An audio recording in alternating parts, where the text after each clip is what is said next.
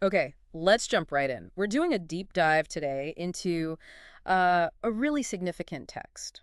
2 Kings chapter 18. Right. A chapter packed with drama, faith, politics, everything. Exactly. And our goal is to sort of unpack what happens, get to know the main figures, especially King Hezekiah of Judah, and see what we can learn from this period. And Hezekiah, he comes onto the scene, and the text immediately gives us some key details.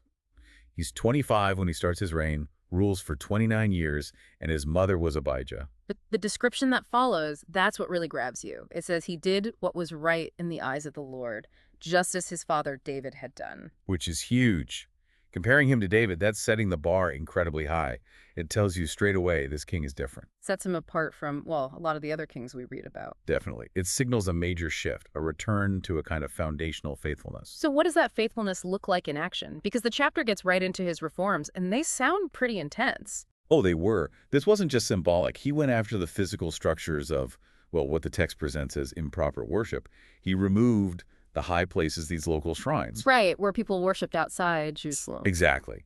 And he smashed the sacred stones, cut down the Asherah poles. These were linked to Canaanite goddess worship. He's really cleaning house, centralizing worship back at the temple. But the action that always stands out to me um, is the bronze snake, Nehushtan. Ah, yes. That's such a powerful detail. Because this snake wasn't pagan in origin, Moses made it back in the wilderness at God's command. Right. It was part of their history, a symbol of God's healing. So why destroy it? Well, the text gives the reason very clearly. The Israelites had started burning incense to it. It had stopped being a reminder of God and had become an idol itself. Wow. So even something originally good, divinely ordained even, can become a problem. Precisely. And Hezekiah sees this. He recognizes that this historical artifact, this symbol, is now actually standing in the way of true worship. So he breaks it. It's a radical act, showing his commitment is to God alone, not just to tradition or historical objects. And this commitment, this trust, it's hammered home again, isn't it? The text says there was no one like him among all the kings of Judah, either before him or after him. An absolutely unique commendation. It says he held fast to the Lord, followed his commands, just unwavering devotion. And that devotion, according to the narrative, leads to success. That's the connection the author makes, yes. And the Lord was with him. He was successful in whatever he undertook. His faithfulness seems linked to his effectiveness as a ruler. And part of that success is political, even military. He rebels against Assyria. He does. He rebelled against the king of Assyria and did not serve him.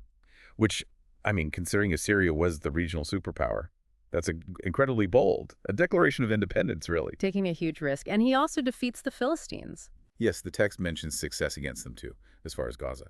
So his early reign is marked by religious reform, trust in God, and tangible political and military gains. But you mentioned Assyria. That shadow doesn't just go away because you rebel. Not at all. And the narrative immediately reminds us of Assyria's power by recounting what happened to the northern kingdom, Israel. Ah, the fall of Samaria. That context is crucial. Absolutely. It happened earlier, starting in Hezekiah's 4th year.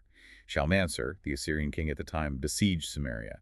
It took 3 years, but it fell. And the reason given. It serves as a pretty stark warning for Judah, right? Explicitly so. The text says it happened because they had not obeyed the Lord their God, but had violated his covenant. They neither listened nor carried them out. It frames the northern kingdom's destruction as a direct result of unfaithfulness. A lesson hanging right there for Hezekiah. Okay, so Hezekiah has his initial successes, his reforms, his rebellion. But Assyria, having crushed the north, isn't going to ignore this defiance from Judah. Fast forward about 8 years to Hezekiah's 14th year. Right. And that's when Sennacherib, the new Assyrian king, makes his move against Judah. It's not just a minor raid. No, the text says he attacked all the fortified cities of Judah and captured them. All of them. Imagine that. The entire defensive network of the kingdom, gone. Horrible. Lachish, a major city, falls. Jerusalem is suddenly isolated, surrounded by captured territory. The situation is dire. And Hezekiah's response now is, well, it's very different from his earlier rebellion. Completely different. Facing overwhelming force, he sends a message to Sennacherib, who's at Lachish, and he says, basically, I have done wrong, withdraw from me, and I will pay whatever you demand. He capitulates. He tries to buy him off. Yes, an admission of fault, an attempt at appeasement, Yeah? and Sennacherib names his The price. heavy one, I imagine. Immense. 300 talents of silver, 30 talents of gold. We're talking tons of precious metal, a staggering amount. Where does Hezekiah even get that? He has to empty everything. The royal treasury, sure, but also the temple treasury, all the silver stored there. Wow. Using sacred funds for tribute. And it gets worse. The text adds this painful detail.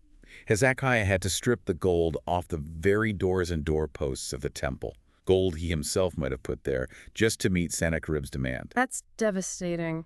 Sacrificing the beauty and sanctity of the temple itself. It shows the absolute desperation. But, appeasement, especially with someone like Sennacherib, it really works out as hoped. Right, because Sennacherib takes the gold, takes the silver, and then what? He doesn't just leave, does he? No, he sends a massive army detachment from Lachish straight to Jerusalem. And he sends his top commanders, the Tartan, supreme commander, the Rabsaris, chief officer, and the Rabshakeh, field commander or chief cupbearer, a high-ranking envoy.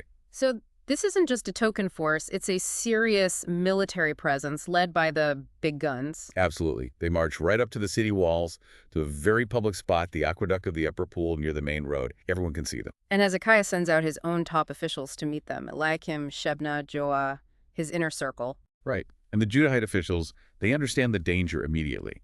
They hear the Rabshakeh starting to speak, and they ask him, "Please speak to your servants in Aramaic, since we understand it. Don't speak to us in Hebrew in the hearing of the people on the wall." They're trying to keep this contained, right? Keep it a diplomatic negotiation, stop the message from reaching the populace and causing panic. Exactly. But the Rabshakeh isn't interested in quiet diplomacy. He refuses point blank. He wants the people to hear. He explicitly says his message is for the people on the wall. He even uses graphic language about the horrible fate, starvation, thirst, filth that awaits them if they resist. His goal is pure intimidation, psychological warfare aimed directly at the citizens. So he ignores the official's request. Completely. He stands up and shouts in Hebrew so everyone on the wall can understand. Yeah. This is where his famous speech begins. And it's quite a speech. He goes straight for the jugular, doesn't he? Targeting Hezekiah's leadership. Right away. "Do not let Hezekiah deceive you. He cannot deliver you from my hand," undermining the king's credibility immediately. And questioning their whole basis for resisting. On what are you basing this confidence of yours? He basically calls their plans empty words. Then he attacks their potential alliances, specifically Egypt. And he uses that incredibly cutting image. The splintered reed. Yes. "Look, you are depending on Egypt, that splintered reed of a staff which pierces a man's hand and wounds him if he leans on it." It's brilliant propaganda. Egypt isn't just unreliable. Relying on them will actively harm you. That image really sticks. Well- Okay, so he dismisses their king, dismisses their allies, then he turns to their God. And this part is, well, quite cynical. He actually uses Hezekiah's own reforms against him. How does he do that? He says something like, "But if you say to me, 'We are depending on the Lord our God,' isn't he the one whose high places and altars Hezekiah removed, saying you must worship only at this altar in Jerusalem?" Whoa, so he's twisting Hezekiah's act of purifying worship. Exactly. He's insinuating your king offended your God by tearing down all those other altars. Or maybe he limited God's power. How can you expect that God, the one Hezekiah supposedly restricted, to save you now?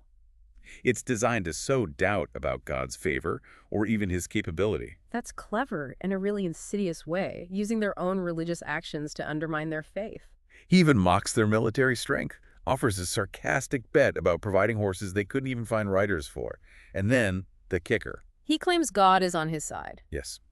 He asks rhetorically if he's come up against Jerusalem without the Lord, and then claims, "The Lord himself told me to march against this country and destroy it." Unbelievable. He's trying to strip away every last shred of hope, even divine hope, claiming God sanctioned the Assyrian invasion. It's a total psychological assault. He's attempting to leave them feeling abandoned by their king, their allies, their military, and even their own God. Okay, so after tearing down all their confidence, does he offer anything? He does. He offers a deal, framed as a sensible choice. "Make peace with me. Come out to me. Surrender." And the incentive. Immediate relief. "Then every one of you will eat from his own vine and fig tree and drink water from his own cistern." Peace, security, basic needs met. Sounds appealing after a siege. But there's a catch, obviously. Of course. The long-term plan isn't peace in Judah, it's deportation. He promises to eventually take them to a land like your own, a fertile land. But it's exile. He frames it starkly. Choose life and not death. Life in exile versus death by resisting. And he warns them again about Hezekiah. Absolutely. Do not listen to Hezekiah, for he is misleading you when he says, the Lord will deliver us. He keeps hammering that point. Trust Hezekiah, trust God, and you will die.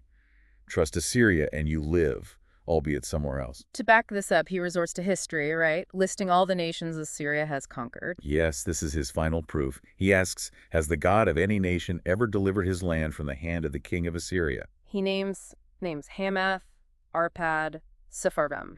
A whole list of defeated cities and regions. And then, crucially, he throws Samaria in their faces. Have they rescued Samaria from my hand? Using the fate of their northern brothers as the ultimate example. Precisely. It's recent, it's relatable, it's undeniable. And his conclusion is just devastatingly logical from a purely worldly perspective. Yeah. Who of all the gods of these countries has been able to save his land from me? How then can the Lord deliver Jerusalem from my hand? Wow. It's pure power politics. Right makes right. The only measure of a god is military success. Exactly. It's a worldview where empirical evidence, the long list of Assyrian victories, is the only thing that matters. Faith in an unseen God who hasn't prevented defeat elsewhere. That looks like foolishness. It puts the people on the wall and you, the listener, in a tough spot. How does faith respond to that kind of seemingly irrefutable, brutal logic? That's the core tension, the ultimate test. So the Rabshakeh delivers this incredibly powerful, demoralizing speech. What's the reaction from the people listening on the wall? It's fascinating. The text says, but the people remained silent and said nothing in reply. Silence, just silence. Complete silence. Why? Because the king had commanded, do not answer him. So Hezekiah had anticipated this kind of psychological attack and ordered them not to engage. It seems so. A strategic silence. Refusing to get drawn into the argument. Refusing to show fear or defiance publicly. A remarkable display of discipline, really. And the officials, Eliakim and the others. They go back to Hezekiah. Yeah. And the text notes they have their clothes torn, the traditional sign of mourning, grief, deep distress. They report everything the Rabshakeh said. So the leadership is clearly shaken, even if the people were silent. What a chapter. We've gone from Hezekiah's zealous reforms, Smashing idols, even the bronze snake. to his early successes, his rebellion against Assyria. Then the devastating invasion, the stripping of the temple gold, and a desperate bid for peace. And finally, this intense showdown at the walls with the Rabshakeh's speech systematically trying to destroy their morale and faith. Yeah, hitting every single point. Leadership, allies, military strength, and especially their trust in the Lord, using history and even Hezekiah's own actions against them. That list of conquered gods is brutal. And looking at this, you see it's more than just ancient history. The tactics used, the fear-mongering, the twisting of facts, the appeal to overwhelming power, the splintered reed warning about false hopes. These are timeless strategies used to challenge conviction. Absolutely. It shows how challenges to faith often aren't just intellectual doubts. They come as hard realities, as seemingly undeniable evidence that trust in anything beyond brute force is, well, naive. So why should this story from 2 Kings 18 matter to you, listening now? It's about how a leader, how a people respond when facing impossible odds. It starkly contrasts a worldview built on visible power with one rooted in faith, even when all the evidence seems to point the other way. It really forces you to ask, where do you place your ultimate confidence when the world presents its own powerful, often convincing arguments? When you feel like you're leaning on something and worried it might be a splintered reed. We've seen Hezekiah's journey from internal reform to this external crisis, culminating in the Rabshakeh's assault on Judah's identity and faith. That tension just hangs there at the end of the chapter. With the people's silence as the immediate response. Ordered silence. So here's something to think about as you reflect on this deep dive. That Assyrian challenge wasn't just military. It was ideological, spiritual. It aimed to dismantle their entire worldview. How do those kinds of challenges, the ones that seem backed by hard facts and history, test your core beliefs today? And what might that silence on the wall signify? Was it just obedience? Or was it something deeper, a refusal to dignify the attack, a quiet holding on to faith, or maybe even stunned despair? Lots to ponder there.